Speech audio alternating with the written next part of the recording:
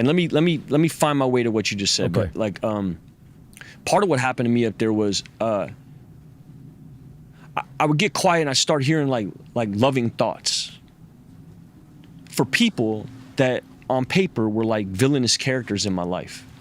So I would get quiet and I was, the first 20 thoughts is like, you got to do this, you got to do that, go here, go there, go get this, got da. And then there'd be like the 30th thought that's like, hit your dad up, tell him you love him. Mm. Now, me and my dad weren't talking, and this is how my prayer life works now. It's like I get quiet, I hear loving thoughts, and then when I act on these loving thoughts, miraculous shit happens in my life. I wind up in service and then I feel peace, but also like I get all these like incredible, like with my dad, I wound up hitting my dad up. Now here's a man who I done vilified on a grand scale. I put all this shit in the street, and used him, juiced my dad as like, this is the reason I'm fucking foul out here. I come from this wayward upbringing, and my dad is the reason I'm such a fuck up. He's a biker and a wild man and a criminal and a da-da-da and abusive and I wrote this narrative, which was just fucking nonsense. My dad was so loving to me my whole life. Fractured, sure. Crooked, sure. Like wonky for sure. But never was not loving. Never was not there. He was always there. He was always there. And I done a world press tour about how fucked he was as a man. Honey Boy is basically like a big woe is me story about how fucked my father is. And I wronged him. And I remember getting on the phone with him and him being like, I never read this stuff in the script you sent, because I didn't put that shit in there, And I was bullshitting him. I was, just trying to get him to sign this fucking piece of paper. Mm.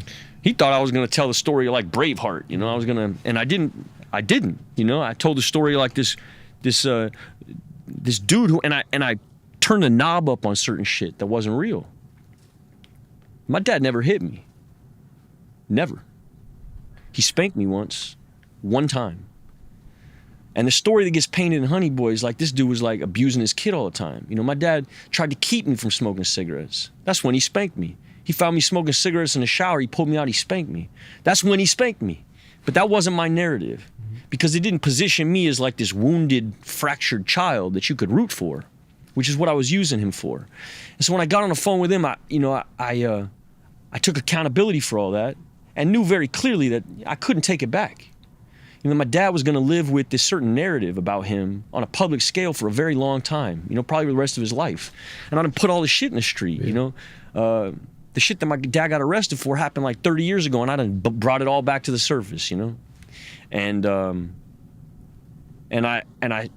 told him, what I was doing, and it went just like, hey man, I'm in this program, I'm learning to be a decent man one day at a time.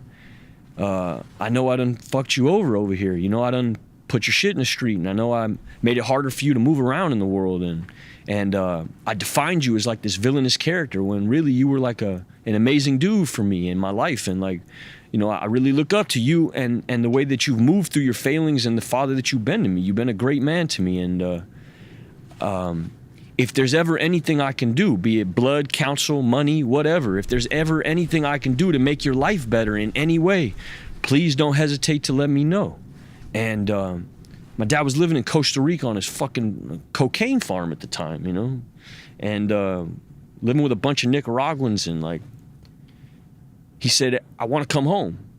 And so I got him back, and my dad was like me, I was a big pothead.